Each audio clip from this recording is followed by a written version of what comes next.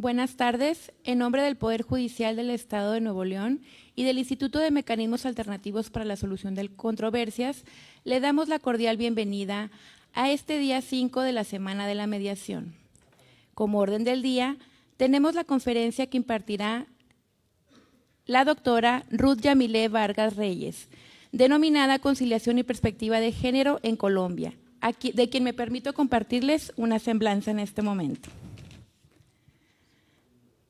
Ella es profesional del derecho con más de 20 años de experiencia en el ámbito disciplinario, fiscal, penal y administrativo. Su trayectoria se ha enfocado en la defensa de los derechos humanos y el fortalecimiento del Estado de Derecho. Es miembro de reconocidas instituciones internacionales como el Instituto Colombiano de Derecho Procesal, el Colegio de Abogados Profesionalistas Latinoamericanos y la Asociación Argentina de Justicia Constitucional. Magíster en Derecho Público, Derecho Disciplinario y Derecho Procesal, especialista en Derecho Administrativo y candidata a Magíster en Derechos Humanos y Derecho Internacional Humanitario. Ha sido conjuez en la Comisión Nacional y Seccional de Disciplina Judicial, contratista de la Superintendencia de Notariado y Registro, docente universitaria y conferencista internacional. Autora e investigadora, sus publicaciones abordan el control de convencionalidad, el derecho disciplinario y la prevención de la violencia de género desde una perspectiva ética y transformadora. Démosle una cordial bienvenida.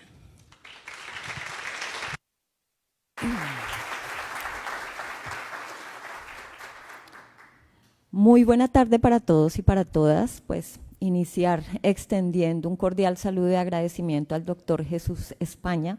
por la invitación, por permitirme este espacio para venir a compartir algunas experiencias y lo que es la realidad de las MACs o los mecanismos alternativos de solución de conflictos en Colombia. También agradecer su presencia en tanto que pues la atención es un regalo que podemos ofrecer los seres humanos a los otros, justamente para realizar esas construcciones, en este caso, para buscar la paz en los diferentes estados y en las diferentes organizaciones.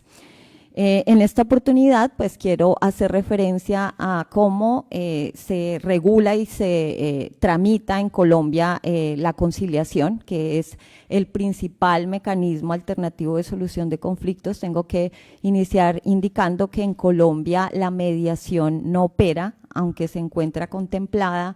digamos, en algunos asuntos penales. El elemento fuerte o el mecanismo importante y que tiene mayor regulación, pues es justamente la conciliación. Y eso hace que existan varias diferencias, teniendo en cuenta pues las experiencias que ayer nos relataba la doctora Paola Ontiveros, en donde pues lo que se observa es que la mediación en el ordenamiento jurídico mexicano y en el andamiaje judicial y estatal, pues tienen una importante participación y relevancia. Y un segundo aspecto que es la aplicación de la perspectiva de género establecida, digamos, como una metodología de análisis que tiende a transformar las realidades, a cambiar algunas concepciones en lo que tiene que ver con los derechos humanos de las mujeres, y que en Colombia tiene actualmente un abordaje relevante, en tanto que incluso existe una Comisión Nacional de Género que se encuentra constituida por los magistrados de altas cortes, en donde le están apostando a la aplicación en las diferentes instancias, sean judiciales, sean administrativas, y en donde incluso se constituye como una obligación para los jueces y que también conlleva a unas responsabilidades disciplinarias en el evento de no aplicarlo. Entonces, la magnitud de la aplicación del enfoque de género en Colombia pues es una situación actual que merece en nuestro ordenamiento jurídico una atención especial y relevante en los diferentes escenarios jurídicos. Esta charla pues la voy a dividir en dos grandes escenarios. El primero es una introducción o un panorama general de cómo es la regulación de la conciliación en Colombia, para luego finalizar o aterrizarla más bien en la aplicación de la perspectiva de género. De esta manera, pues inicialmente, digamos, era muy conceptual, digamos, será muy procedimental, pero luego pues tendrá un enfoque más hacia los derechos humanos de las mujeres y además explicaré o plantearé algunas casuísticas que han sido, digamos, objeto de tratamiento en la conciliación en Colombia y que justamente tiende a transformar y a conjurar los derechos humanos de las mujeres en los diferentes escenarios procesales, como en el civil, en el penal, en el laboral e incluso en el administrativo. Podemos partir como una forma introductoria en que los conflictos justamente se derivan de las relaciones humanas, es decir, esas interacciones o esas conexiones que entablamos en la cotidianidad los seres humanos y que conllevan a que establezcamos una serie de vínculos. En primer lugar, unos vínculos físicos, unos vínculos emocionales, sentimentales, unos vínculos familiares, unos vínculos incluso laborales y unos vínculos de carácter patrimonial, atendiendo justamente a que el hombre o los seres humanos más bien somos seres sociales y que en razón a esos vínculos pues se establecen unos efectos jurídicos que por lo general tienden a crear unas obligaciones y también a establecer unos derechos, así como también a promover unos efectos jurídicos en razón o como consecuencia de esos vínculos. El ideal sería que esos vínculos se establecieran de una manera armoniosa en unas conductas, en unas actitudes de comprensión, de tratos equitativos dentro de esas relaciones, pero en realidad pues vemos que justamente la condición humana conlleva a que por lo general se presenten una serie de conflictos. ¿Cuáles podrían ser estos conflictos? Pues incompatibilidades en lo que tiene que ver con intereses opuestos, con disputas, con intereses diferentes que se dan en esas relaciones humanas e incluso percepciones disímiles, lo que para mí podría constituirse como un trato equitativo justo. Para otra persona, como por ejemplo el empleador en una empresa, pues puede darse de otra manera y eso es justamente lo que conlleva a que pues existan unas percepciones diferentes que tienden a constituirse como conflictos y que ameritan por lo general un tratamiento incluso en instancias judiciales. En lo que tiene que ver con las diferentes formas de conflictos, pues podemos decir que existen los conflictos económicos, los políticos, los sociales, y en lo que corresponde a los conflictos especiales que ha tenido Colombia, pues se derivan justamente de un conflicto armado no internacional que ha perdurado por más de 6 décadas, casi 60 años de violencia, que ha conllevado, digamos, a que nuestro ordenamiento jurídico se vaya ajustando a establecer algunas formas para superar, digamos, esos conflictos, partiendo de ese principio en que el derecho pues se rige por el principio dinámico y no estático, es decir, debe estar en una progresividad o en una acorde evolución de acuerdo a esas situaciones que se van presentando en las realidades de las diferentes sociedades.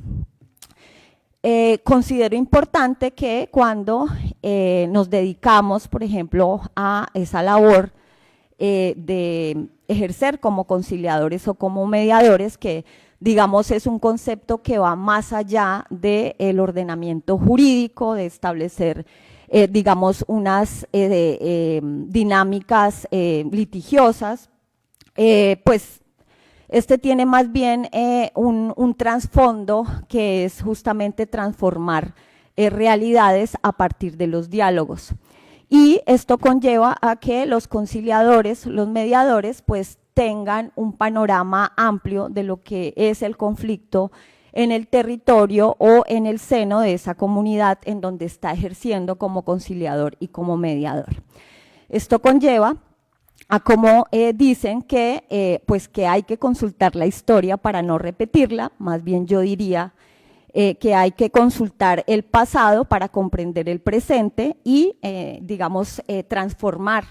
la actualidad e incluso el futuro para nuestras generaciones, para nuestras descendencias. Y este es, digamos, un propósito o es una forma de estar en el mundo jurídico, el de colaborar desde la realidad de cada caso para establecer justamente esas metodologías o esas formas en que pueda haber un diálogo y en donde pues definitivamente no haya necesidad de acudir a las instancias procesales, a las instancias judiciales, y en donde pues definitivamente el conflicto se conjure y pueda generar, digamos, unas soluciones equitativas. De esta manera pues encontramos que Colombia se ha regido por una época o más bien una historia de violencia prolongada. Podemos, por ejemplo, iniciar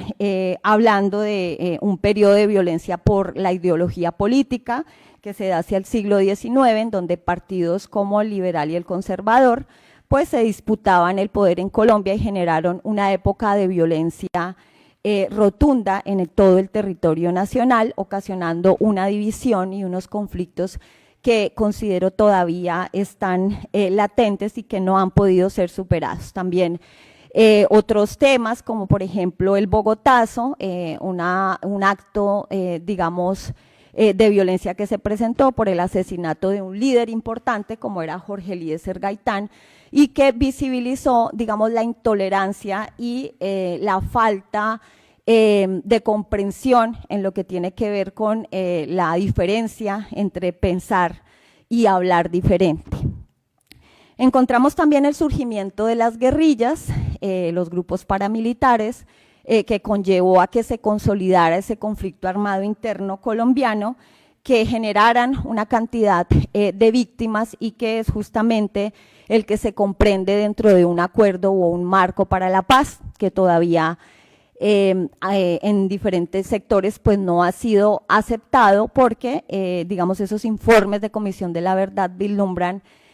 pues los diferentes actos en donde hubo muchos muertos y en donde definitivamente se visibiliza hasta dónde podemos llegar en ejercicio de una crueldad humana. Y también se vislumbran diferentes formas de violencia de derechos humanos, con lo que tiene que ver con este caso o con este escenario, los derechos de las mujeres, en donde el cuerpo de las mujeres pues fue utilizado como un campo de guerra y en donde incluso fue despojada o fueron despojadas de sus territorios y objeto de diferentes formas de violencia que ameritan justamente el tratamiento que se está dando en el ordenamiento jurídico actual colombiano. Partiendo, digamos, de ese análisis general de lo que ha sido nuestro conflicto, pues encontramos que quienes ejercemos estos campos de conciliación o quienes buscamos la aplicación de los mecanismos alternativos de conflictos, pues estamos en la obligación de realizar esos análisis, de también incluso transformar o trascender esas percepciones con las que hemos crecido, esos patrones culturales que de alguna manera perpetúan las diferentes formas de violencia, el de generar también una conciencia y una comprensión justamente para buscar la reconstrucción de un tejido social que ha sido totalmente resquebrajado y justamente apoyarle a través del ordenamiento jurídico y del ejercicio profesional a la construcción permanente para la paz. De esta manera, superada esta parte introductoria en lo que tiene que ver con los mecanismos alternativos de solución de conflictos, encontramos que estos se manifiestan en Colombia a finales del siglo XIX y se consolidan como esas herramientas que están al servicio de los seres humanos para resolver sus disputas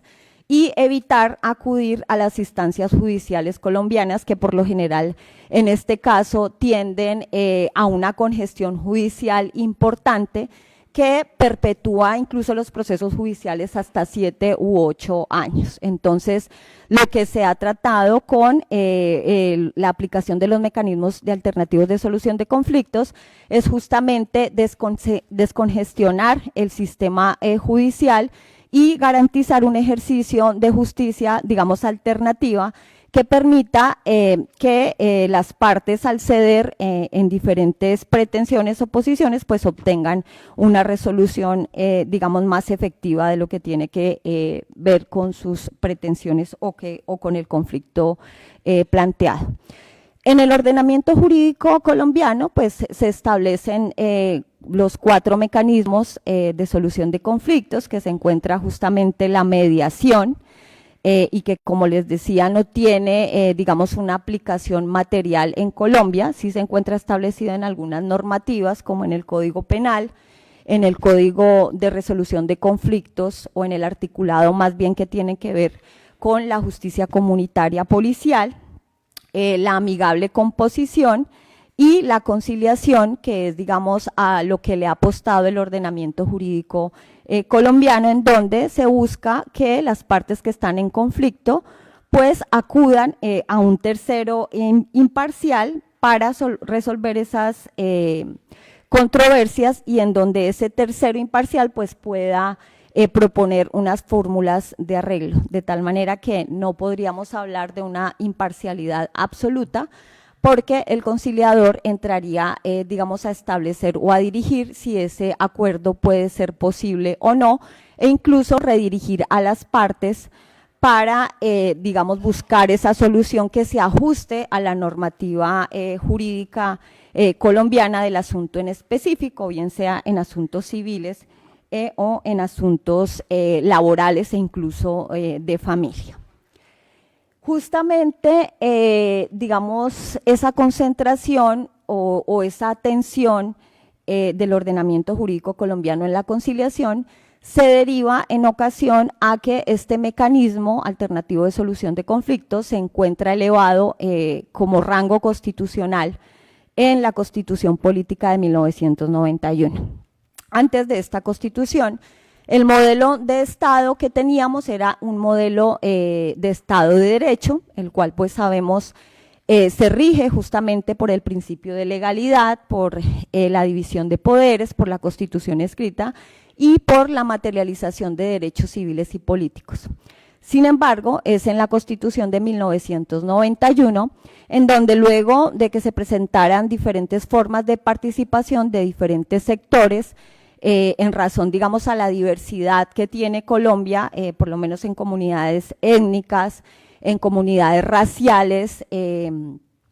digamos, diferentes culturas que se comprenden dentro de nuestro territorio, pues conllevó justamente a buscar esa pluralidad o esa diversidad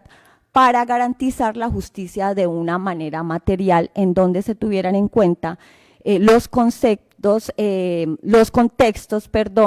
las creencias, incluso comprendiendo también la cosmovisión ancestral. Y esto conllevó a que justamente se establecieran unos derechos que van más allá de los derechos políticos, como son los derechos sociales, y que el Estado se comprometiera bajo ese modelo de Estado social y democrático de derecho a garantizarle una justicia material a las diferentes personas o comunidades o grupos que hacen parte del Estado colombiano. Y además, digamos, genera una responsabilidad aún mayor cuando en esa Constitución de 1991 se establece el bloque de constitucionalidad.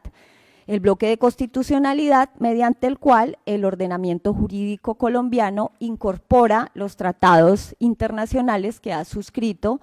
y que, digamos, asume esa obligación de materializar y de cumplir de una manera estricta. De igual manera influye el hecho de que Colombia se acogiera a la jurisdicción de la Corte Interamericana de Derechos Humanos, en donde las diferentes decisiones que emiten los obligan de una manera general, digamos con efectos erga omnes, cuando el Estado colombiano no es parte de esa litis o de la declaración de esa responsabilidad internacional, pero digamos que otro país en esa situación o en una situación más bien similar a un problema jurídico internacional colombiano, digamos es declarado responsable internacionalmente, pues el Estado colombiano tiene también la obligación de acoger y adoptar esas medidas que se han establecido en esas decisiones que profiere la Corte Interamericana de Derechos Humanos, a pesar de que el Estado colombiano no haga parte de esto. Y obviamente con efectos interpartes cuando es justamente el Estado colombiano el que es declarado responsable internacionalmente y a quienes se le ordena unas medidas resarcitorias y además unas medidas de no repetición. Entonces podemos ver ahí la magnitud de la responsabilidad que comprende el haber asumido un modelo de Estado social y democrático de derecho que, digamos, puede ir más allá del Estado de Derecho cuando pues no contamos, digamos, con los recursos o el andamiaje que se requiere para garantizar este principio y que incluso ha llevado a que Colombia establezca el estado de cosas inconstitucional en ciertos eventos, como por ejemplo el hacinamiento carcelario, en donde se ha reconocido que definitivamente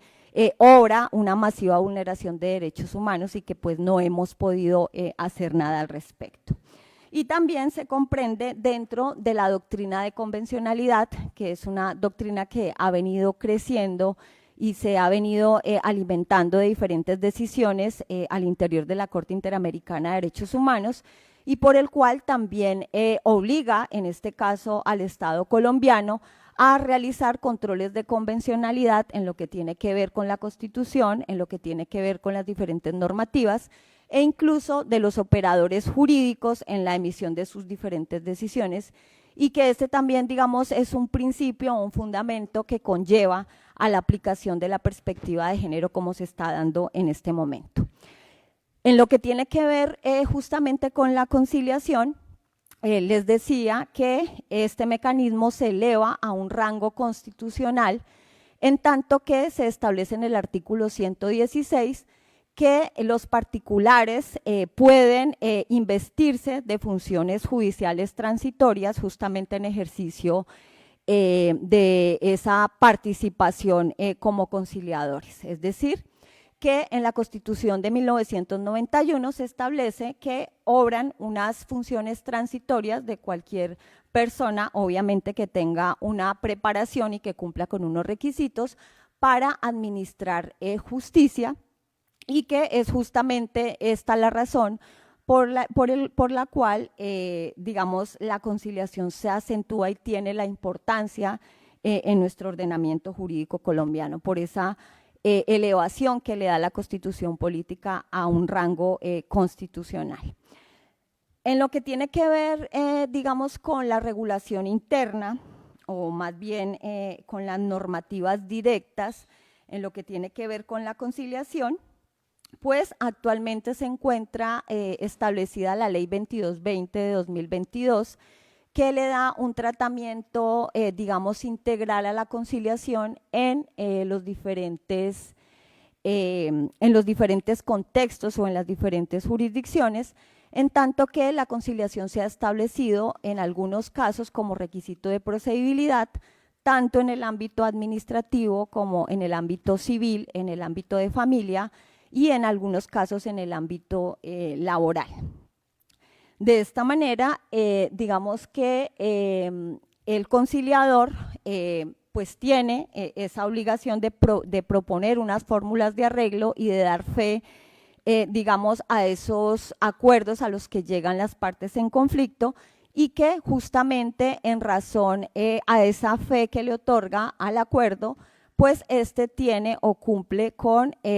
unos fines o más bien tiene un mérito ejecutivo que puede ser exigible a través de una acción ejecutiva al ser una obligación clara, expresa y actualmente exigible. Es decir que estas decisiones o este acuerdo se invisten de la posibilidad de ejecutarse en la jurisdicción civil en el evento en que no se cumpla por alguna de las partes. De igual manera, pues esta normativa contempla las diferentes formas de conciliación. Encontramos la conciliación judicial que se da dentro de las dinámicas de los diferentes procesos, sean administrativos, civiles, de familia, laborales, y en donde es justamente el juez quien ejerce estas funciones de conciliador y en donde, digamos, también obra una formalidad extrema que se comprende en la estructura procesal o en el procedimiento mediante las cuales se llevan las audiencias en las diferentes jurisdicciones o en los diferentes escenarios judiciales. Encontramos también la conciliación extrajudicial, que es justamente que se da por fuera del proceso y que en algunos casos se constituye como un requisito de procedibilidad, es decir, una condición previa para que la persona que alegue un derecho pueda acceder justamente a las acciones judiciales, es decir, sin agotar este requisito de procedibilidad, no es posible darle apertura a ese proceso que está o pretende iniciar una de las personas que se encuentra en conflicto. De tal manera que si el juez verifica que no se agotó la conciliación como requisito de procedibilidad, pues lo que hace es rechazar de plano la demanda y, digamos, permitirá una admisión hasta tanto se cumpla con ese requisito de procedibilidad. Sin embargo, digamos, hay algunas excepciones frente a este caso, a los que haré alusión más adelante. Y existe también las conciliaciones en derecho, en donde, pues por lo general son realizadas en los centros de conciliación, justamente en atención a ese principio o ese rango constitucional que le permite a un particular ejercer esa función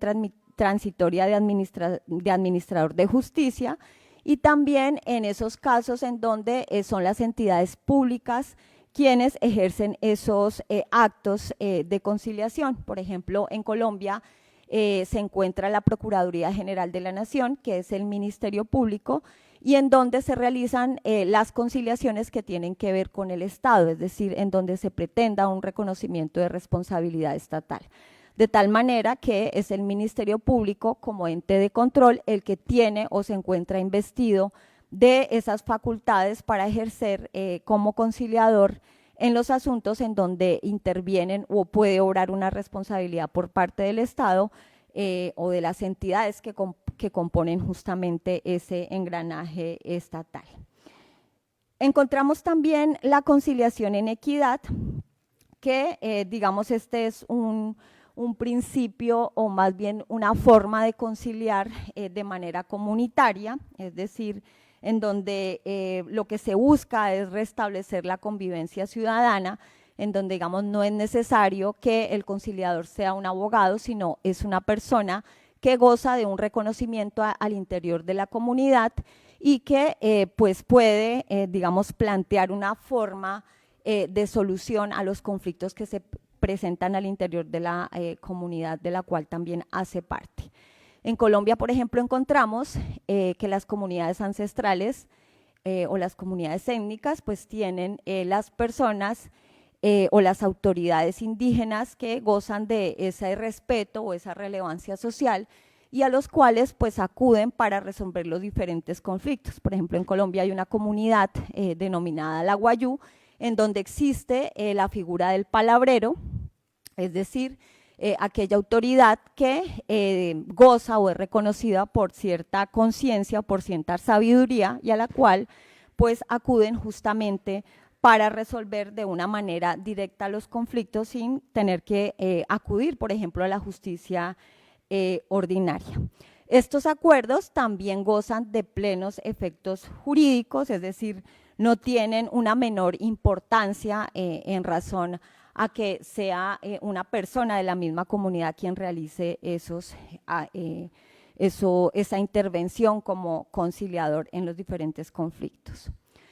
Hasta aquí encontramos pues las diferentes formas de conciliación que se da en los diferentes escenarios jurídicos del ordenamiento colombiano, y también es importante hacer referencia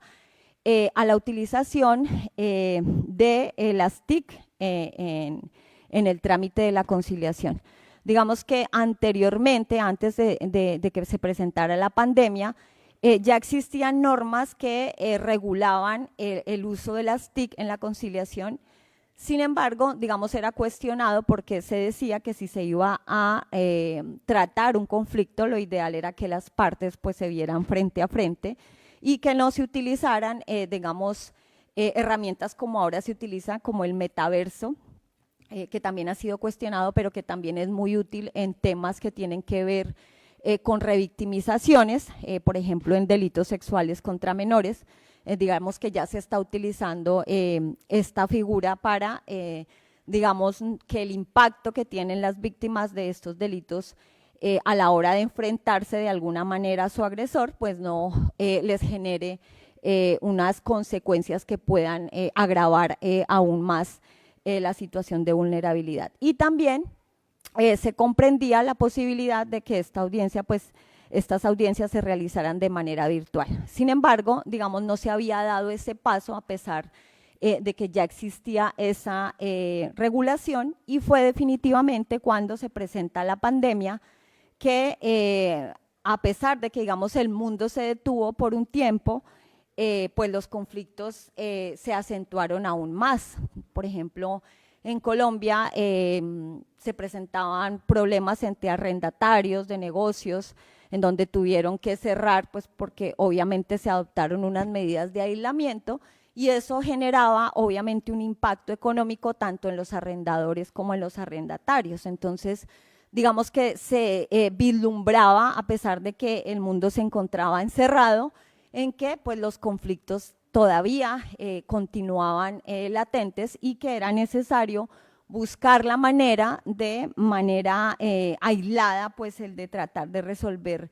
esos conflictos, y fue justamente por lo cual se expidió el decreto 806, mediante el cual se establecía la aplicación, o más bien la utilización de las TIC en las audiencias y en los trámites de conciliación. Actualmente, digamos que las TIC son utilizadas de una manera frecuente, y por lo general se adelantan esas audiencias de conciliación a través de los medios virtuales, es decir, que se comprendió justamente como una forma normal de adelantar los trámites de conciliación. Sin embargo, pues se han establecido unos principios para poder aplicar, o más bien utilizar, esos medios tecnológicos, y en donde se reconoce por lo general la autenticidad de estos instrumentos, los cuales pues digamos deben ser desvirtuados en el evento en que se considere que no se han utilizado debidamente, pero que digamos la regla general es que gozan de plena aceptación y de plena autenticidad dentro de los trámites de conciliación. De esta manera, pues encontramos que a través de la conciliación, pues lo que se busca es facilitar el acceso a la administración de justicia, el de generar unas condiciones de diálogo aptas que permitan justamente utilizar este mecanismo alternativo de solución de conflictos como un instrumento para la paz, como un instrumento para la reconstrucción del tejido social, incluso en lo que tiene que ver con los conflictos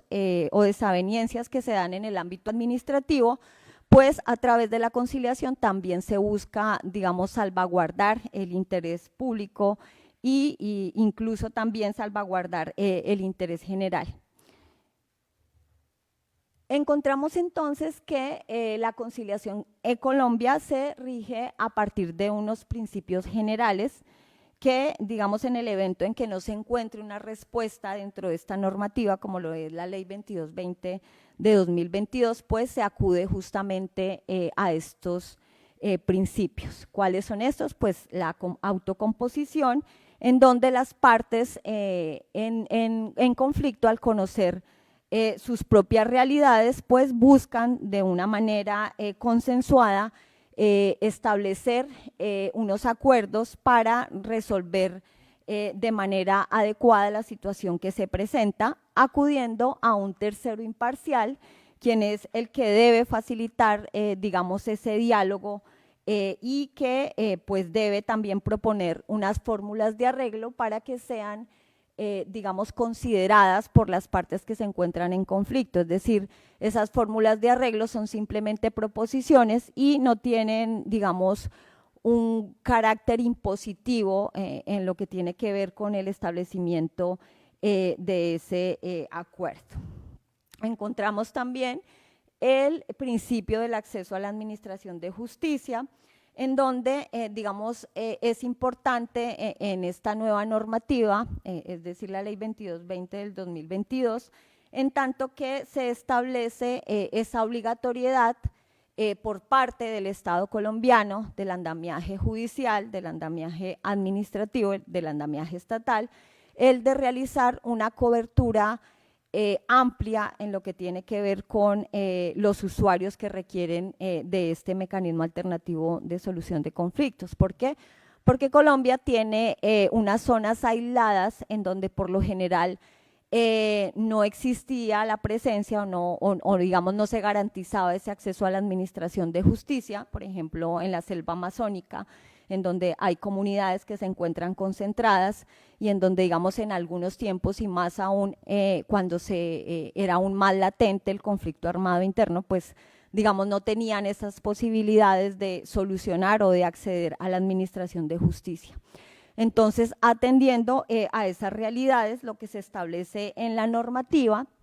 en la Ley 2220 de 2022, es que debe garantizarse la creación de centros de conciliación en estos lugares apartados, en donde además debe obrar un tratamiento con enfoque diferencial, es decir, en donde en estas comunidades las personas que fungen como conciliadoras pues deben tener en cuenta la idiosincrasia, las creencias, las realidades de esos grupos que se encuentran apartados, incluso también las costumbres, por ejemplo, en lo que tiene que ver con las comunidades ancestrales, para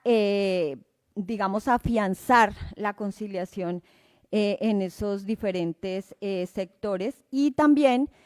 digamos, la obligación de aplicar los enfoques diferenciales dentro del ejercicio de esas conciliaciones. Nosotros sabemos que no existe solo un enfoque diferencial que es el género, sino también existe un enfoque de personas con discapacidad,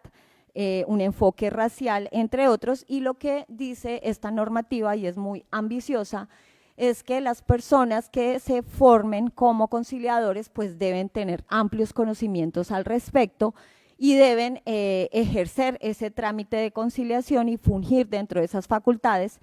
atendiendo a esas diferencias que hacen que se aplique, digamos, de una manera especial en determinados grupos. Y obviamente en donde es necesario tener en cuenta los diferentes contextos, sean económicos, sean geográficos, etnográficos y culturales.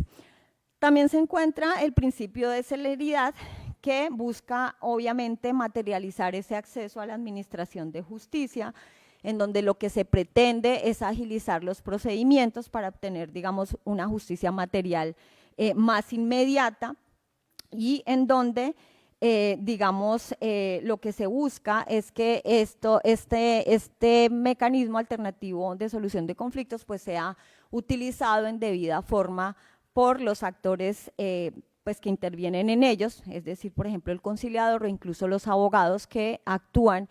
en representación de las personas que acuden a este mecanismo alternativo de solución de conflictos, es decir, que no sea utilizado en este caso la conciliación para dilatar los procesos, para interrumpirlos, sino que por el contrario lo que se busca es que ese procedimiento se dé de una manera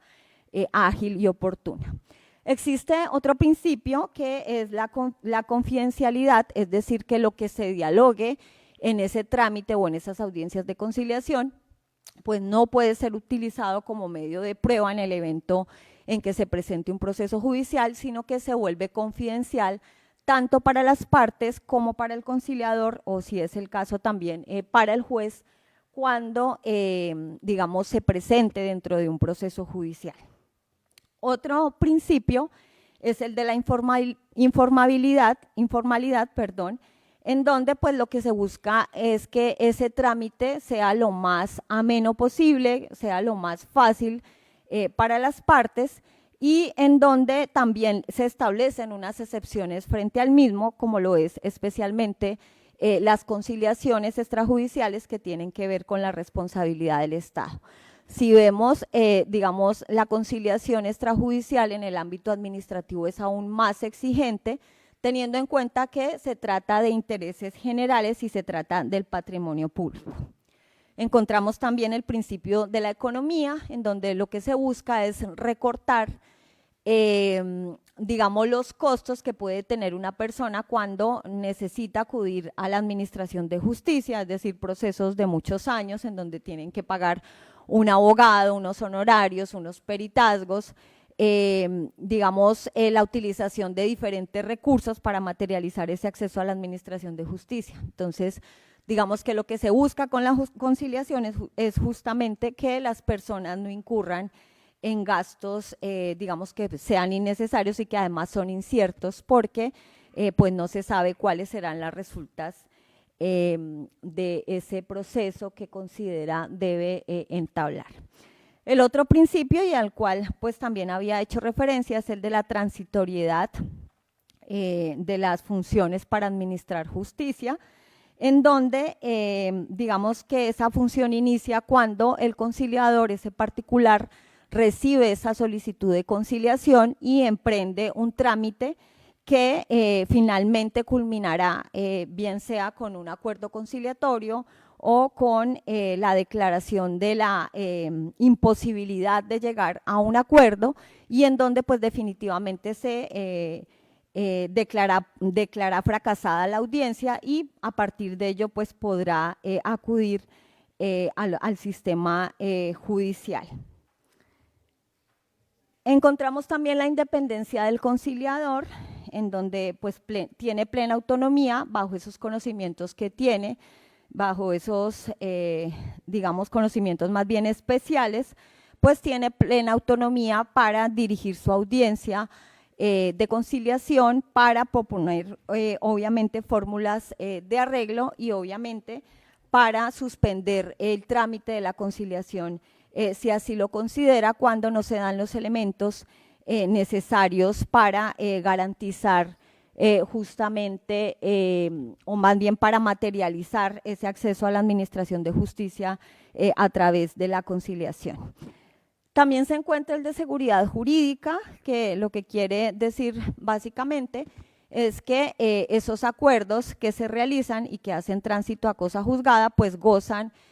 justamente, o más bien se revierten de unos efectos jurídicos que de alguna manera pues pueden ser exigibles ante el ordenamiento jurídico colombiano, e incluso pues como ya les indiqué pueden acudir a las instancias judiciales. El principio de buena fe, también, que es un principio elevado a rango constitucional, en donde digamos, sobra una presunción de autenticidad en los diferentes documentos que se presentan. Digamos que es una presunción que, si se quiere desvirtuar, pues debe ser probada, pero la regla general es que pues los documentos que se presenten dentro de ese trámite de la conciliación pues gozan de plena autonomía, perdón, de plena autenticidad. ¿Qué asuntos son conciliables en el ámbito jurídico colombiano? Esto quiere decir que no todos los asuntos pues, pueden ser objeto de un tratamiento de los mecanismos alternativos de solución de conflictos, y justamente es esa ley 2220 de 2022 la que establece estrictamente cuáles asuntos pues, pueden ser objeto de la conciliación. Establece que son conciliables los asuntos que no están prohibidos expresamente por la ley, los asuntos también que son susceptibles de transacción, de desistimiento, y en donde la persona, digamos, afectada tenga una plena disposición frente, o más bien una capacidad frente a esos derechos que pretende le sean reconocidos a través de un acuerdo conciliatorio. ¿Esto por qué? Porque, por ejemplo, en el ámbito penal,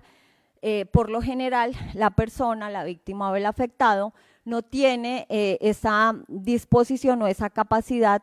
para conciliar, en tanto que es el Estado el que tiene esa potestad sancionadora y el que tiene la obligación de adelantar, digamos, la acción penal, a pesar de que, por ejemplo, la víctima quisiera llegar a un acuerdo conciliatorio, y que esto simplemente se daría en un escenario diferente, que sería en el incidente de reparación integral, luego de que pues se establece una responsabilidad penal y en donde el Estado,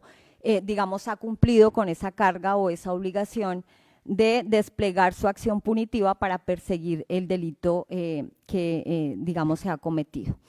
En el ámbito penal, digamos, son muy contados los casos pues que pudieran, digamos, conciliarse dentro del proceso penal.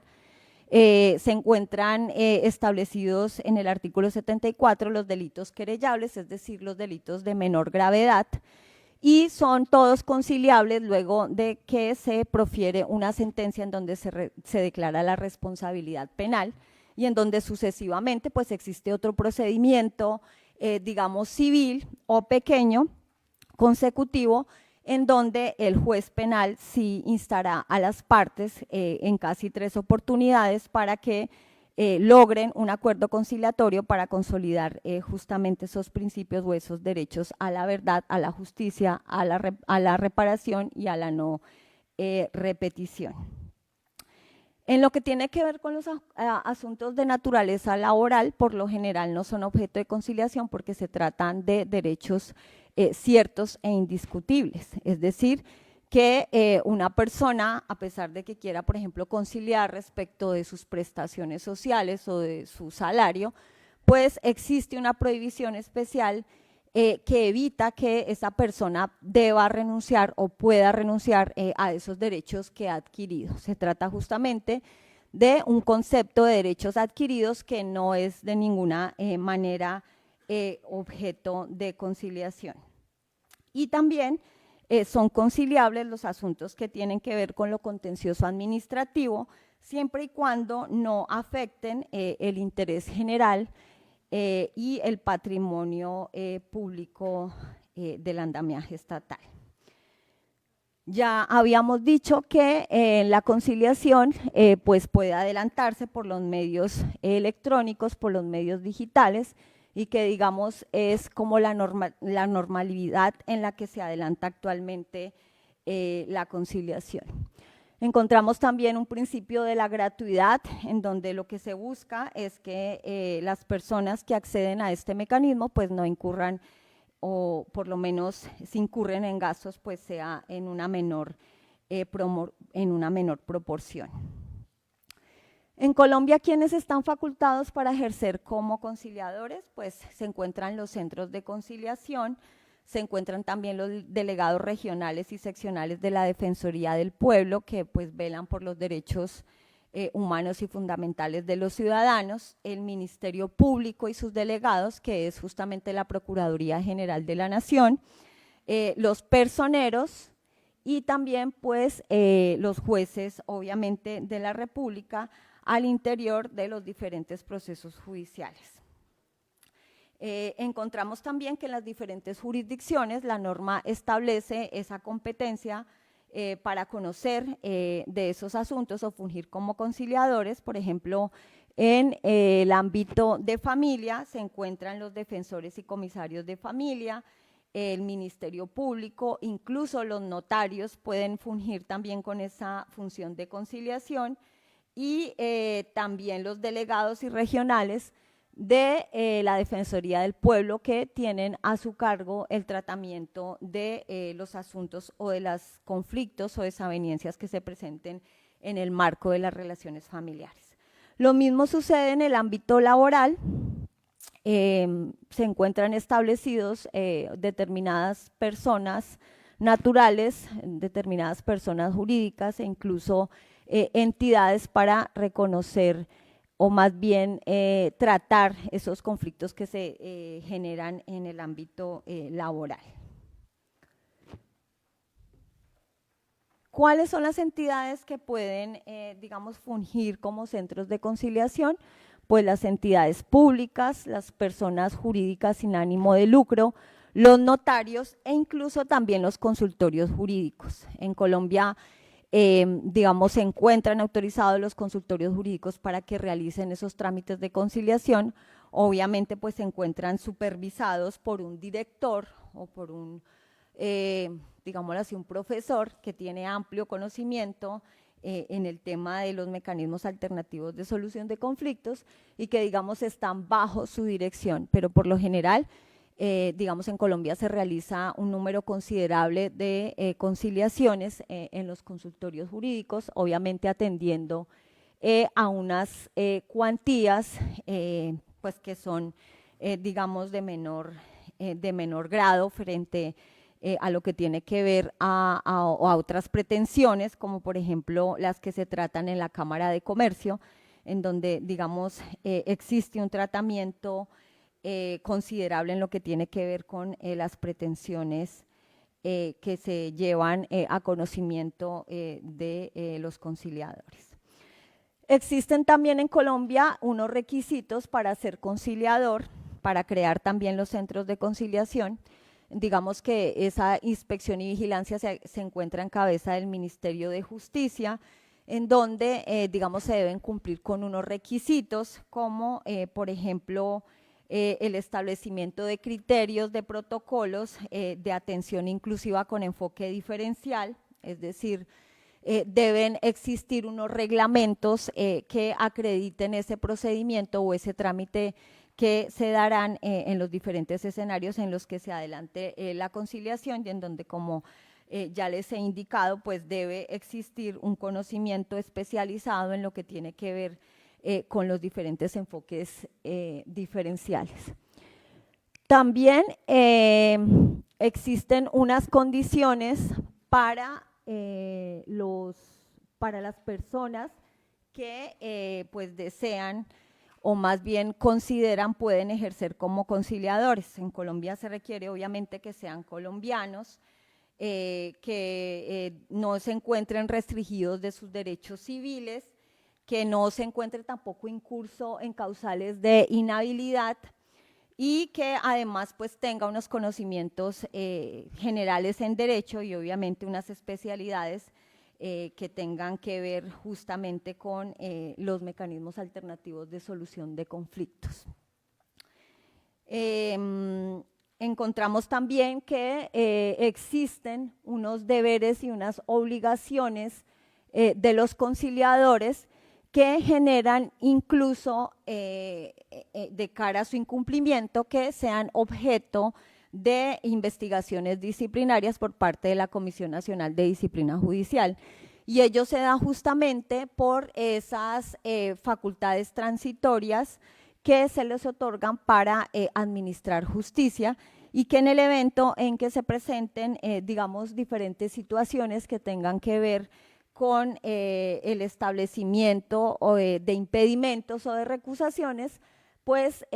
podrían conllevar justamente a que sean declarados responsables disciplinarios. De igual manera, existe una responsabilidad por parte de los abogados litigantes, en tanto que en el Código Disciplinario del Abogado, que es la Ley 1123 de 2007, se establece la obligación de los abogados de acudir o buscar las formas antes de, digamos, presentarse al andamiaje judicial, el de utilizar los mecanismos alternativos de solución de conflictos, es decir, es una obligación por parte de los abogados y que en el evento en que se determine que podía acudir justamente a estos mecanismos, si no lo hizo, pues también puede ser objeto de investigación disciplinaria y también cuando digamos, estos mecanismos son utilizados como una forma de dilatar los procesos o no se realiza, digamos, el trámite en una debida forma. Existen también unos impedimentos y unas recusaciones, como sucede con los jueces, especialmente cuando pudieran tener algún interés directo con el objeto a conciliar, cuando de pronto pudiera tener una desaveniencia con el convocante o el convocado que no permita materializar justamente ese principio de imparcialidad independencia dentro del trámite de conciliación.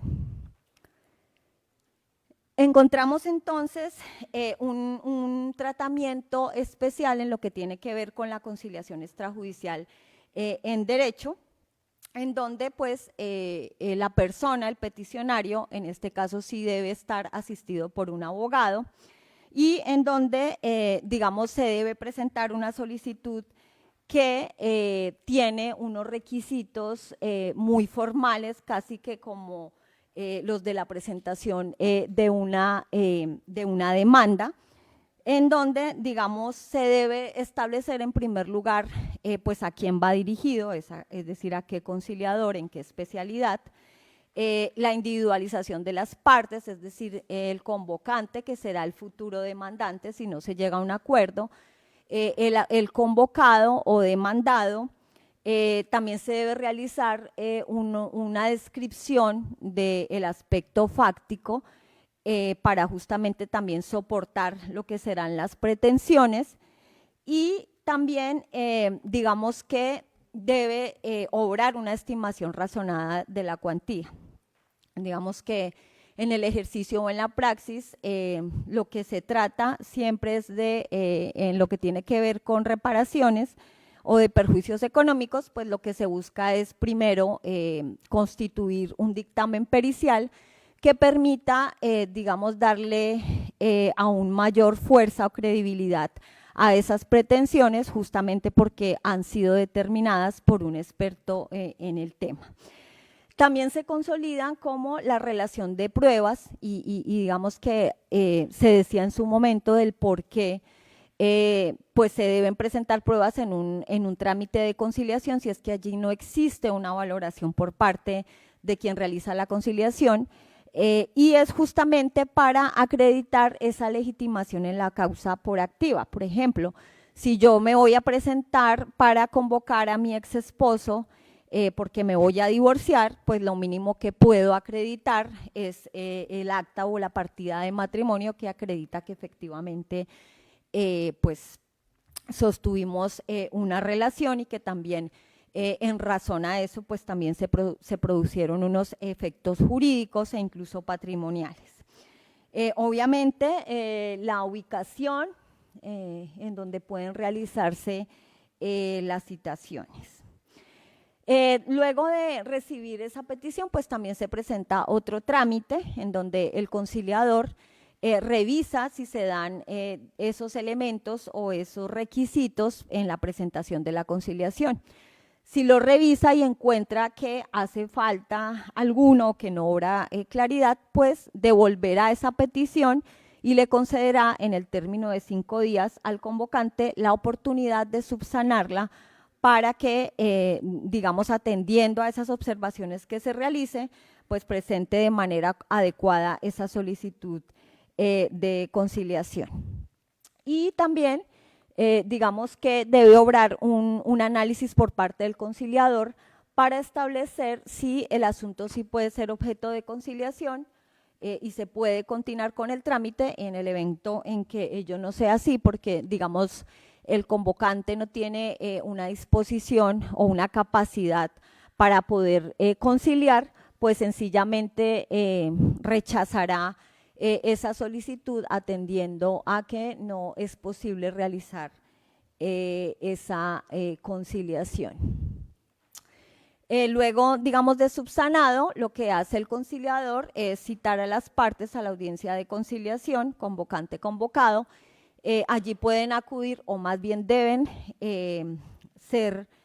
representados por unos abogados. Sin embargo, los abogados no tienen voz ni voto en esa audiencia de conciliación, a no ser que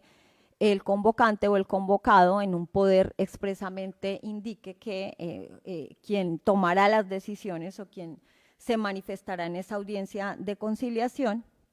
pues no, pues es justamente el abogado.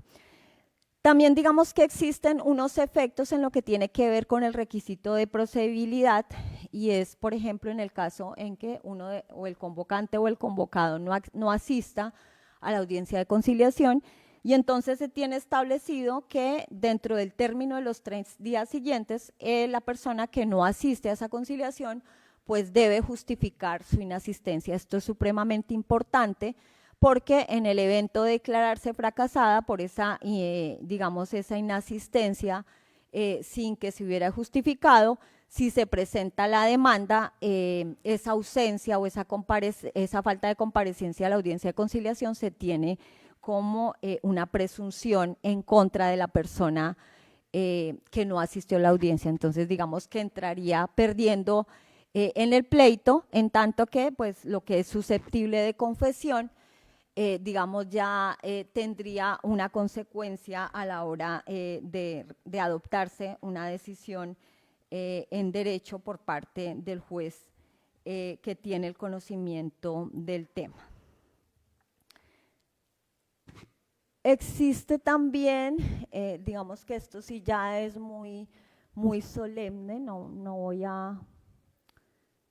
a profundizar al respecto, y podemos decir en lo que tiene que ver con la conciliación como requisito de procedibilidad que pues ya lo habíamos dicho, pues es necesario o es una condición previa para acudir a las diferentes jurisdicciones, que además existen, digamos, unas excepciones a ese requisito de procedibilidad, como lo es justamente que quien demande, digamos, en el ámbito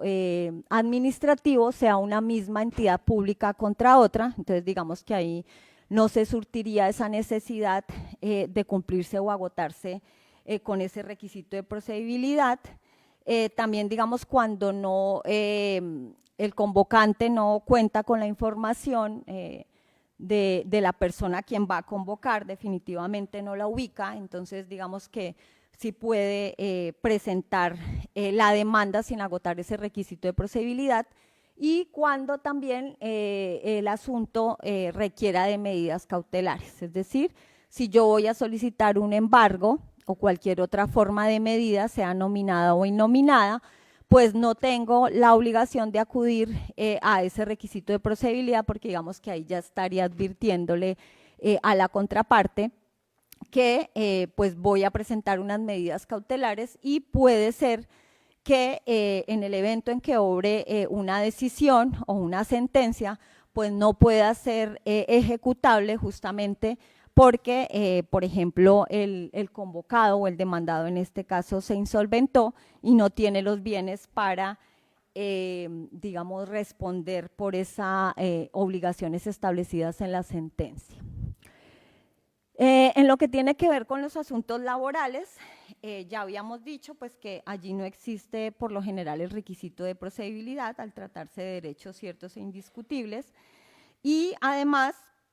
porque por lo general también en estos asuntos pues lo que se hace es justamente solicitar las medidas cautelares para que digamos en esa litis se materialice la ejecución de esa sentencia. Encontramos también en los asuntos civiles que tienen que ver con las obligaciones, con los efectos jurídicos de los contratos, con los estados de las personas, con los derechos de la propiedad, que no todos los asuntos pues, son susceptibles del requisito de procedibilidad de conciliación, sino que existen determinados procesos declarativos que llevan implícito esa obligación de agotar el requisito de procedibilidad. Por ejemplo, en la acción de simulación, que es una acción mediante la cual digamos, se declara la simulación relativa o absoluta de un negocio jurídico, si es necesario acreditar ese requisito de procedibilidad para que la demanda sea aceptada por el juez que tiene el conocimiento del asunto. Lo mismo en lo que tiene que ver con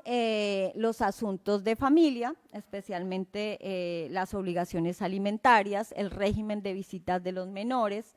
el trámite de la partición dentro de la declaración de la unión marital. De hecho, por ejemplo, en el caso en que no hay matrimonio o son compañeros permanentes, y digamos, a partir de esa declaración de la unión marital de hecho, pues se entra a realizar la liquidación de la sociedad patrimonial, pues es necesario justamente agotar este requisito de la conciliación para continuar con el trámite interior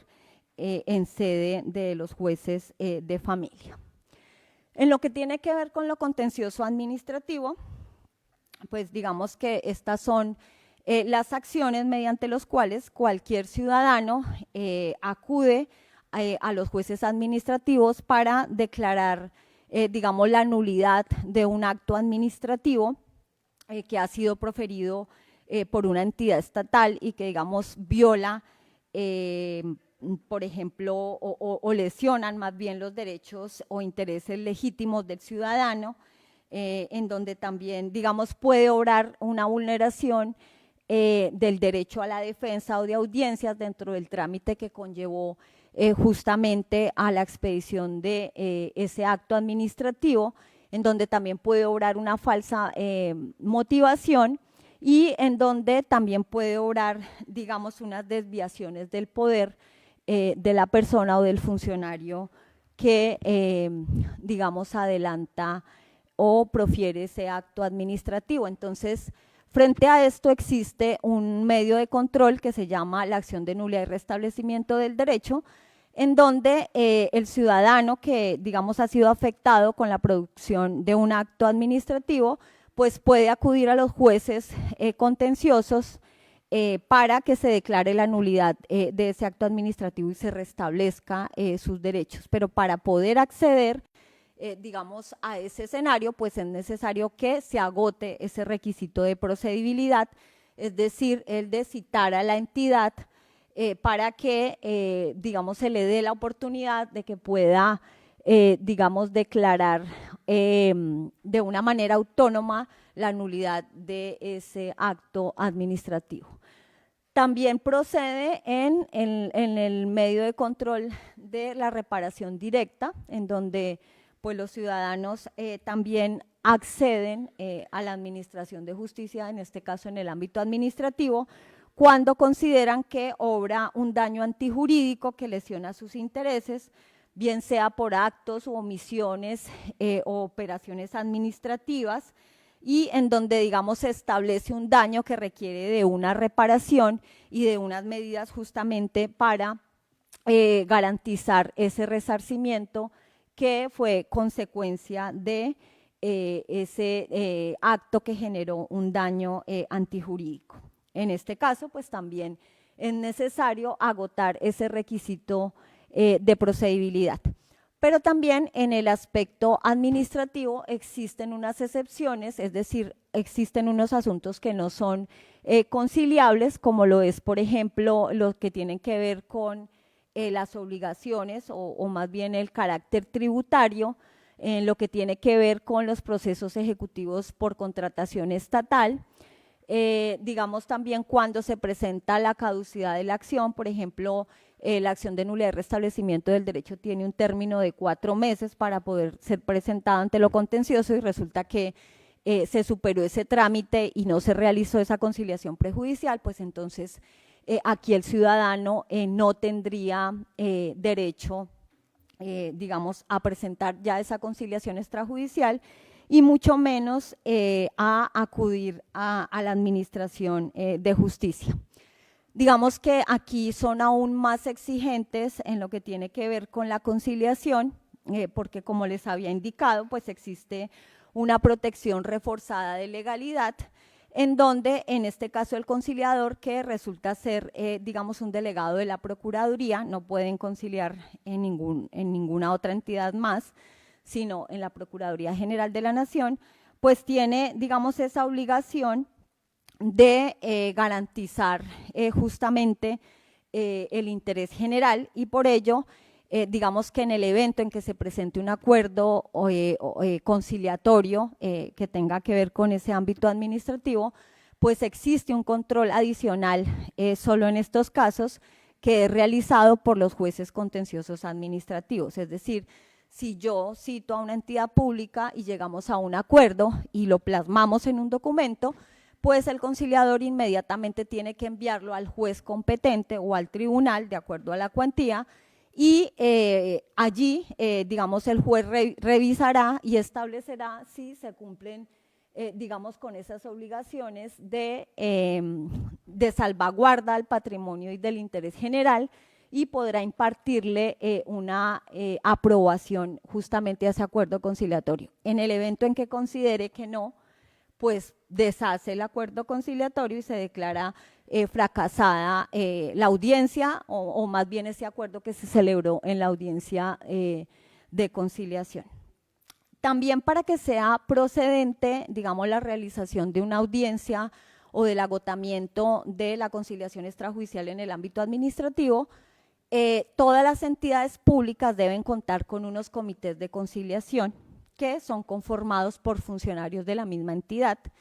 y que, digamos, cuando se presenta esa solicitud, lo que hace ese comité es reunirse para establecer si efectivamente pueden conciliar respecto del tema que se les está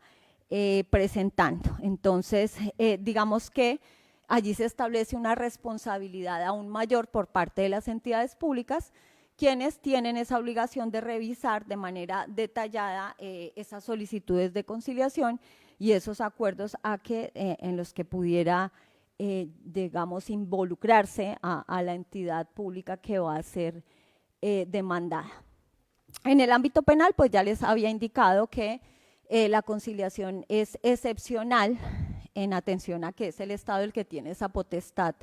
punitiva, y que se da simplemente pues en delitos querellables, es decir, los que se establecen de menor gravedad conforme a su cuantía, por ejemplo, las estafas, en donde el valor de producto de ese delito pues no es considerable. Entonces, digamos que ahí sí la víctima puede desistir del caso, recibir, digamos, una indemnización y no se constituiría o continuaría el proceso penal. Y de una manera general, también en el incidente de reparación integral, cuando ya hay una condena o una declaración de responsabilidad penal de la persona pues que cometió el delito y que ahora tiene que entrar, digamos, a responder patrimonialmente, y en donde ese trámite pues involucra justamente el hecho de tener la posibilidad de conciliar. Y en lo que tiene que ver con la justicia restaurativa, también se contempla la conciliación como una forma, digamos, de resolver los conflictos, en donde la víctima y la persona que causa el daño pues pueden establecer de manera dialogada cuáles son esas medidas que pueden adoptar para, digamos, finiquitar ese conflicto o buscar ese resarcimiento en lo que tiene que ver con los derechos a la verdad, a la justicia y a la repetición. Y también se ha utilizado en el marco de la justicia transicional, en donde pues justamente lo que se busca es esa concientización de resolver esos conflictos de una manera dialogada y de evitar que pues aparentemente podamos volver a sucumbir en el conflicto armado interno y en la tragedia de la guerra. Y digo aparentemente porque en realidad aún nos encontramos o somos, digamos, víctimas o actores dentro de ese conflicto armado. Y ya, digamos, teniendo ese marco general en lo que tiene que ver con el enfoque de género en la aplicación de la conciliación, o más bien en su trámite, pues actualmente existe esa obligación por parte de los conciliadores, el de aplicar el reconocimiento de los derechos de las mujeres y el de aplicar una metodología de análisis que tienda a reivindicar los derechos, y en donde, digamos, se establezcan o se analicen las circunstancias especiales que se presentan en determinados casos en razón, por ejemplo, a patrones socioculturales, a roles de género, a percepciones o a estereotipos o diferentes formas de violencia, y digamos que es justamente la consecuencia de unas recomendaciones que se da en el marco de del Sistema Universal de Derechos Humanos de la Organización de las Naciones Unidas, en donde ha obrado una exigencia o una recomendación para que los estados implementen diferentes medidas para el reconocimiento de los derechos de las mujeres. Para ir cerrando, digamos que voy a presentar o voy a hacer alusión a unos casos que se han presentado específicamente en la conciliación, en lo que tiene que ver con el reconocimiento de los derechos humanos de las mujeres en los diferentes ámbitos o en las diferentes competencias. Encontramos, por ejemplo, en el ámbito…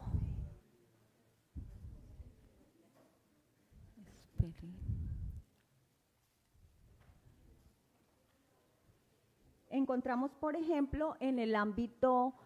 civil un caso. María es una mujer de la tercera edad que consolidó una relación de compañeros permanentes con el señor Aníbal.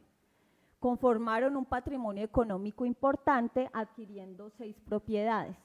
El señor Aníbal vende esas propiedades a su hermano bajo unos procesos de simulación, considerando que la señora María no tiene derechos porque ella nunca trabajó fuera de su casa. Entonces, la señora María desea o considera va a presentar una demanda de simulación para demostrar que esa venta entre los hermanos fue simulada para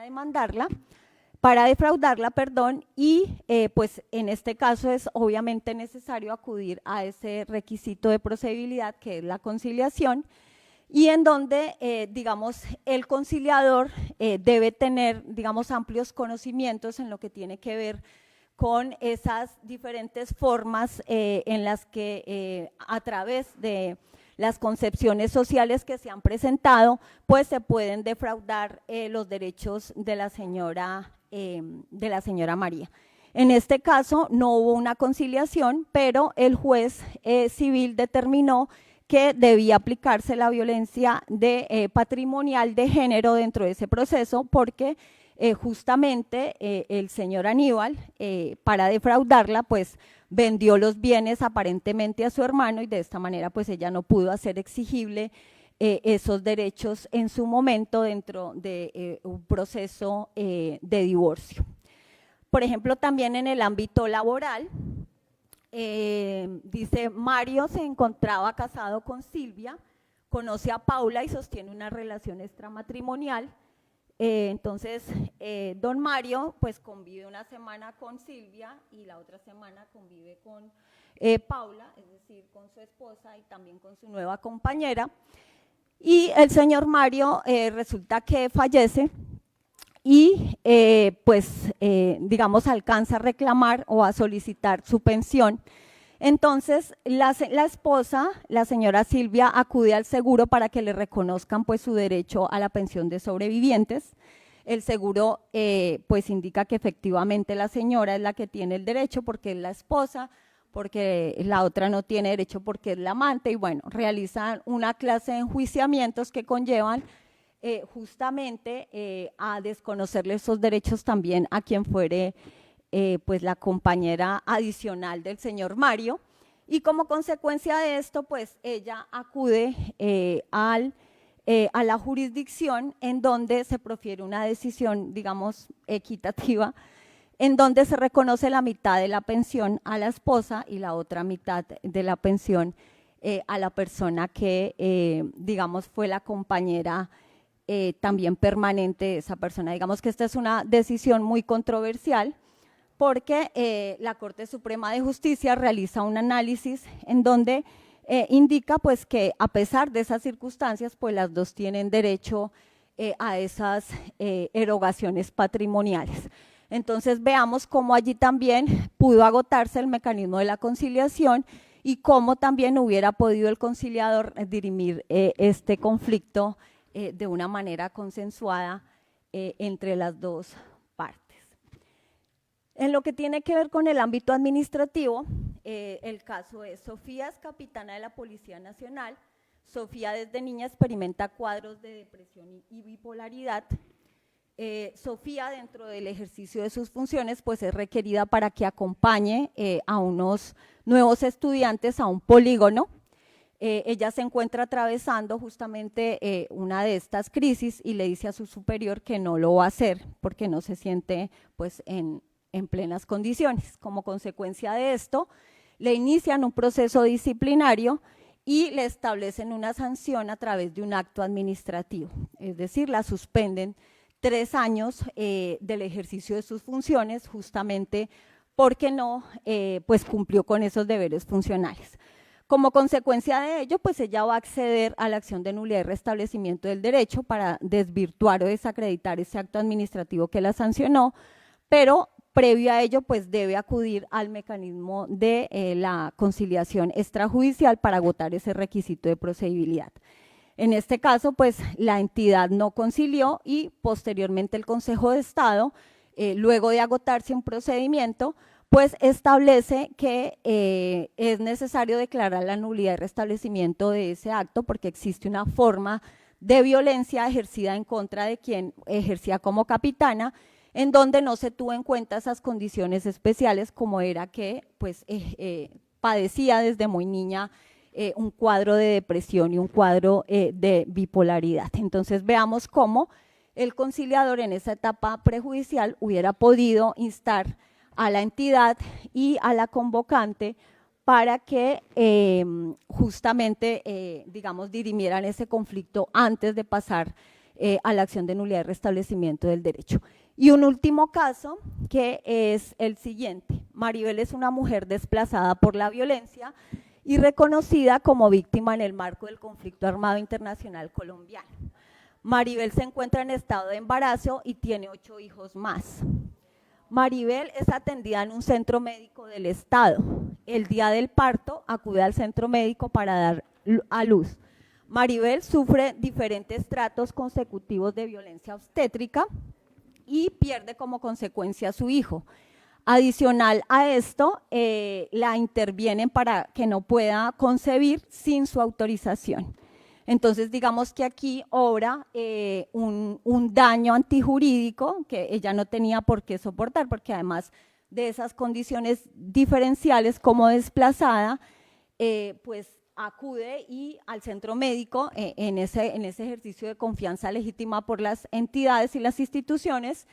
y pierde su hijo y además pues le quitan la posibilidad de volver a concebir a pesar pues que ya tenía 8 hijos más, pero pues esa era una decisión que solo ella podía tomar. Como consecuencia de ello, como se trata de una reparación directa, pues también acude a agotar ese requisito de procedibilidad como lo es la conciliación, en donde tampoco el conciliador, digamos, tuvo en cuenta estos aspectos y al declararse fracasada, pues accede a la jurisdicción y como consecuencia, pues el Estado es declarado responsable patrimonialmente con una suma considerable que hubiera podido ser, digamos, prevenida en ese ejercicio de conciliador prejudicial. Entonces, pues estos son algunos casos, digamos, importantes que tiene que ver con la actualidad de la aplicación del enfoque de género en el ámbito de la conciliación y en donde se vislumbra esa importancia de tener pues pleno conocimiento respecto de los estándares internacionales, respecto del tema de reconocimiento de los derechos humanos de las mujeres, para justamente, digamos, consolidar o materializar esa función preventiva, porque al final lo es así, en donde el conciliador pues pueda instar a las partes a que digamos se obtengan unos acuerdos que eviten que tengan que acudir justamente a acciones judiciales que pueden digamos perdurar por bastantes años y en donde existe digamos un nivel de incertidumbre en tanto que pues no sabemos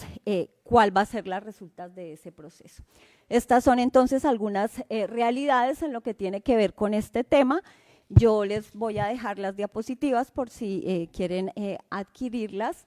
y muchas gracias por su atención.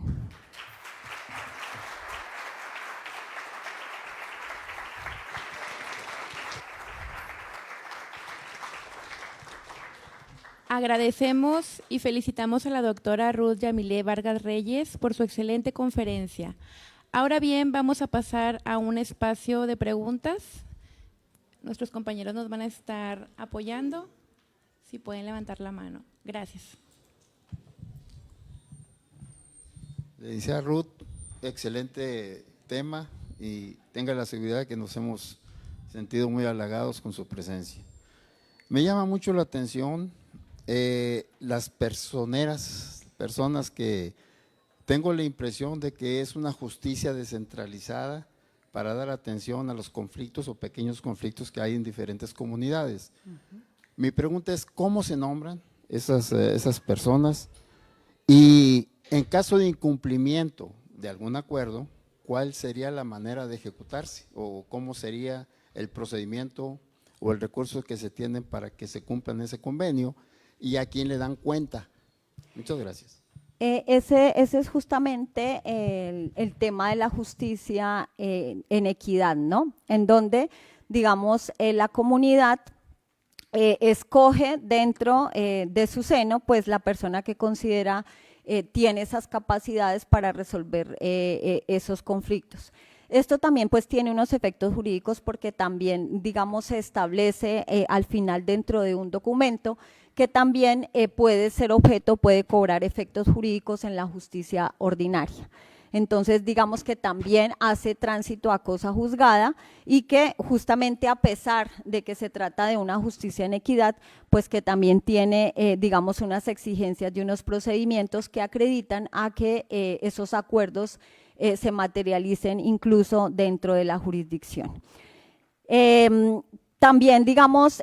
para ser elegidos, pues se presentan varios candidatos, consolidan, digamos, una lista de las personas que son reconocidas al interior de su comunidad y son, digamos, las mismas personas dentro de ese seno, de ese tejido social, los que escogen, digamos, por votación a quién es la persona que los va a representar.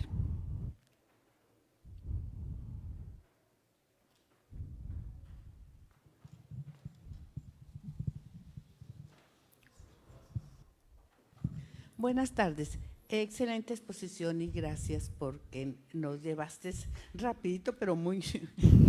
muy bien. Vi que ustedes mencionas la Comisión Internacional de Derechos Humanos, Interamericana, Interamericana. Vi que mencionaste el CEDAW, ¿verdad? Desde el derecho internacional, pero no vi que manejaras el DOPARA, el tratado DOPARA que corresponde más acá, no sé si va implícito con la convención. Sí. Y la mayoría de ustedes tiene mucho afín con lo nuestro, nomás aquí en México sí está mucho más fuerte la mediación que la conciliación. Y gracias. Muchas gracias por tu pregunta. Pues efectivamente se trata de todos los tratados internacionales que regulan el tema de la prevención y la erradicación de la violencia contra la mujer. Digamos que el principal instrumento y al cual hice referencia porque, digamos, dio pie a esa aplicación al enfoque diferencial de género, pues es la CEDAW. Pero digamos que en nuestro sistema regional, que es el que, digamos, se comprende en la Corte Interamericana de Derechos Humanos, pues se celebró ese tratado de la Convención Belém do Pará justamente en Brasil y en donde, digamos, se reafirma lo que inicialmente se dijo en el instrumento CEDAW, que era la obligación de los estados de promover esa aplicación e incluso de investigar y de juzgar con perspectiva de género. Pero digamos que lo que se ha apuntado a Colombia es que no se trata simplemente de esos casos de violencia de pronto sexual o física, sino que estamos llevándolo a los diferentes escenarios y jurisdicciones. Por ejemplo, si se dan cuenta en el ámbito de pensiones, en el ámbito civil, en el ámbito también penal, cuando se trata de justicia restaurativa, y más aún cuando, digamos, esos temas de violencia de género tienen un impacto, digamos, en el seno de la sociedad. Por ejemplo, el tema del feminicidio en Colombia es muy latente y pues justamente conlleva a que se apliquen esos tratados internacionales para erradicar, digamos, esas formas de violencia.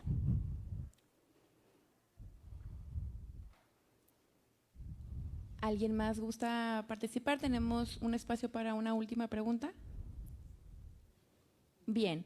bueno, continuamos dándole el uso de la voz al doctor Jesús España Lozano, director de nuestro Instituto de Mecanismos Alternativos para la Solución de Controversias, para entregar un reconocimiento a nuestra ponente el día de hoy.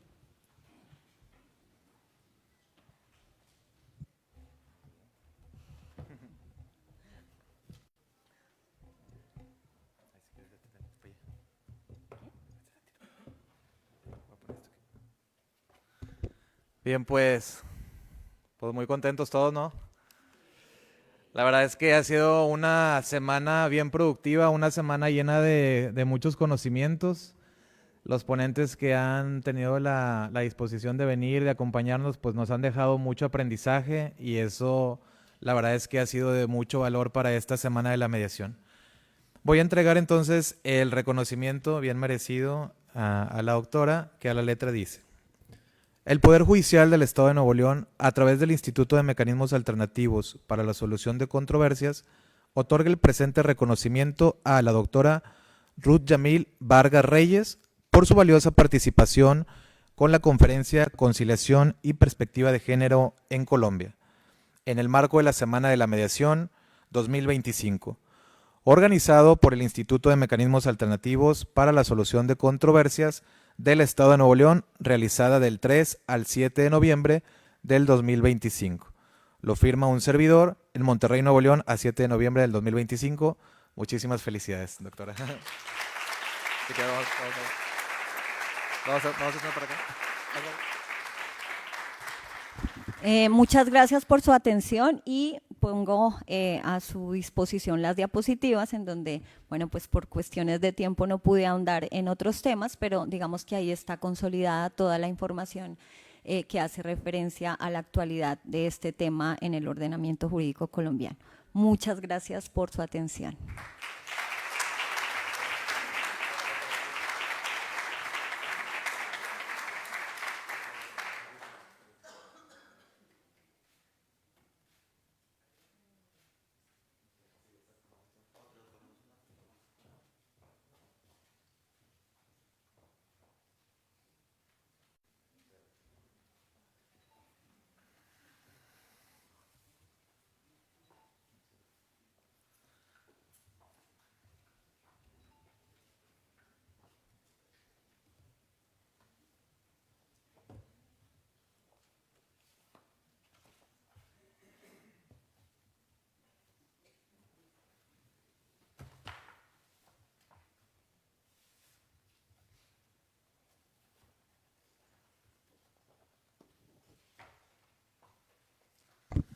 Oigan, pues siguen las sorpresas.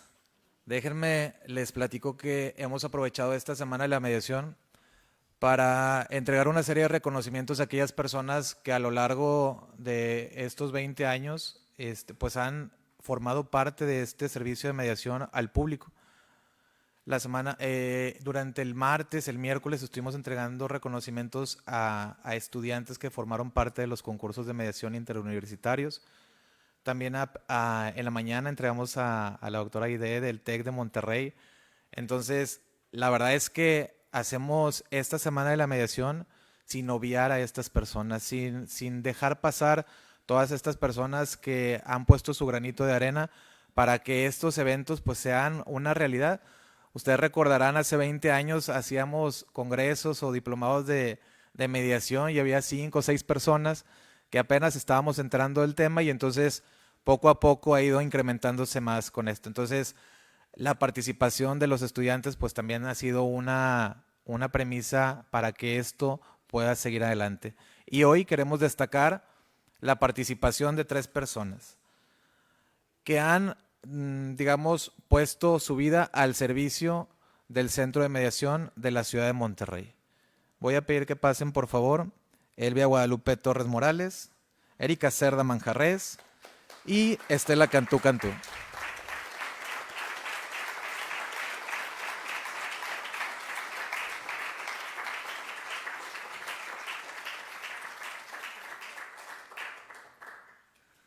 tres mujeres muy valiosas que han estado participando activamente en muchas semanas de la mediación de este instituto, pero lo más valioso es que desde la ciudad de Monterrey pues han entregado su servicio para solucionar cientos y cientos de conflictos que se evitan escalar a cuestiones que pueden terminar en tragedia. Así que muchas felicidades y voy a hacer lectura del reconocimiento. El Poder Judicial del Estado de Nuevo León, a través del Instituto de Mecanismos Alternativos para la Solución de Controversias, otorga el presente reconocimiento a Elvia Guadalupe Torres Morales, Erika Cerda Manjarres y Estela Cantú Cantú por su valiosa contribución por 10 años ininterrumpidos al servicio de los mecanismos alternativos y cultura de la paz en el marco de la Semana de la Mediación 2025, organizado por el Instituto de Mecanismos Alternativos para la Solución de Controversias del Poder Judicial del Estado de Nuevo León. Lo firma un servidor en Monterrey, Nuevo León, 6 de noviembre del 2025. Muchísimas felicidades.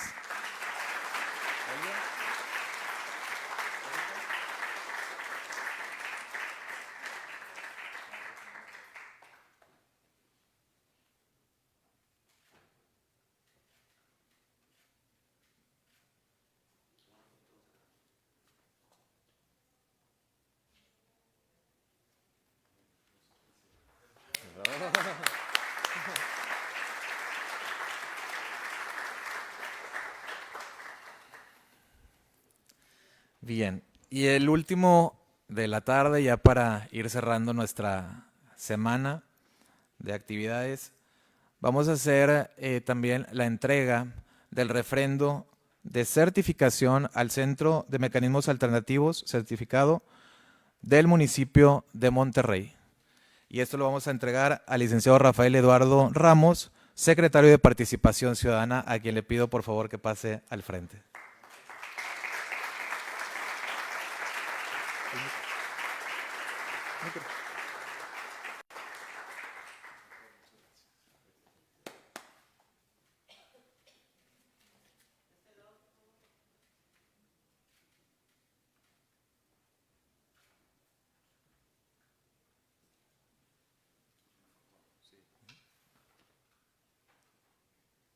Bien, si gusta por favor para darnos unas palabras. Claro que sí. Muy buenas tardes a todas y a todos. La verdad es que todos los que trabajamos en el municipio de Monterrey, para todos los que trabajamos en el municipio de Monterrey, hoy es un día muy importante para nosotros. Yo quiero agradecer a nombre de nuestro alcalde, Adrián de la Garza, y reitero de todos los que trabajamos en Monterrey, nuestro más sincero agradecimiento a la magistrada presidenta Laura Perla Córdoba Rodríguez, presidenta del Tribunal Superior de Justicia y del Consejo de la Judicatura del Estado de Nuevo León, a usted, al doctor Jesús España Lozano, director del Instituto de Mecanismos Alternativos para la Solución de Controversias del Estado de Nuevo León, por su permanente apoyo y su acompañamiento. Recibir hoy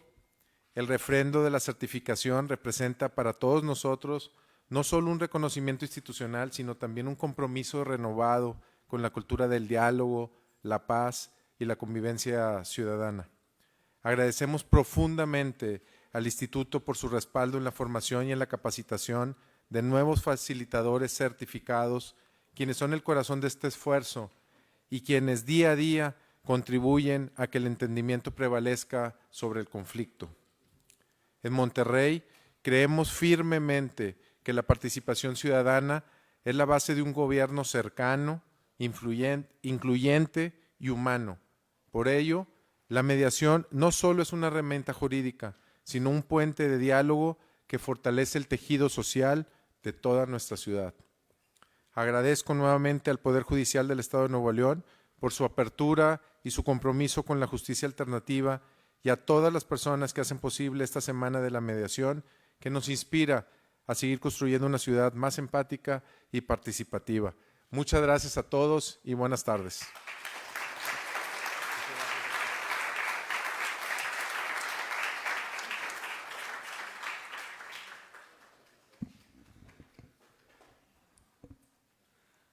Muchas gracias, señor secretario.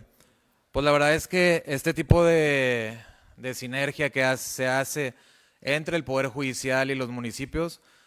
pues permea mucho en el tema de seguridad en nuestro estado. Entonces, el que estemos todos en sintonía, siempre, como decíamos con el licenciado Jaime Delgadillo, platicábamos, tenemos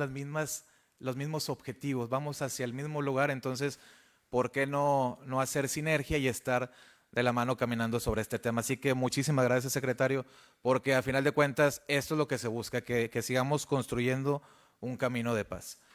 Y bien, bueno, antes de dar por concluida esta semana de la mediación, quisiera pedirle a mis compañeras y compañeros del instituto para que ustedes los conozcan y sepan quiénes son las personas que son las del instituto.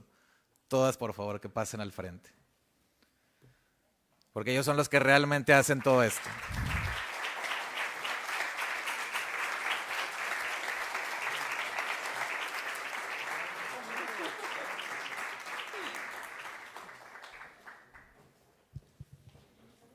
Queremos aprovechar también para invitarles a que se esperen al final para la toma de fotografía oficial en la explanada. Gracias.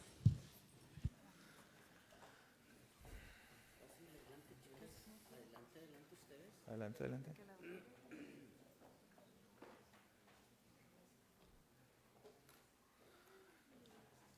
Bueno, pues nosotros somos el Instituto de Mecanismos Alternativos de Solución de Controversias del Poder Judicial del Estado de Nuevo León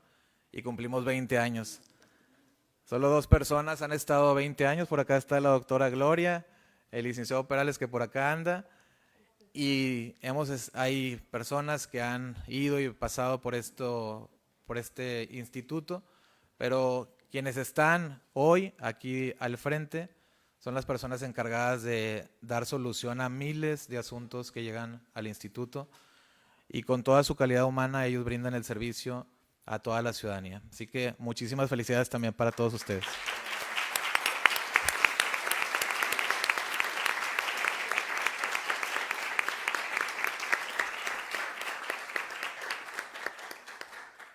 Entonces, pues bueno, pues todo como comienza tiene que terminar. Vamos a dar por concluida, siendo las 4 de la tarde con 56 minutos, vamos a dar por concluida esta gran semana de la mediación. Muchas gracias.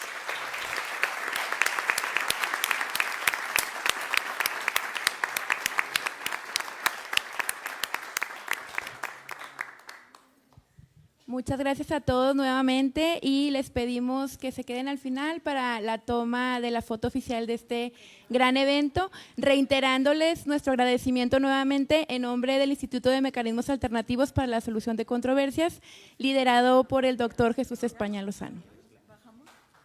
Gracias. Es en la explanada, por favor.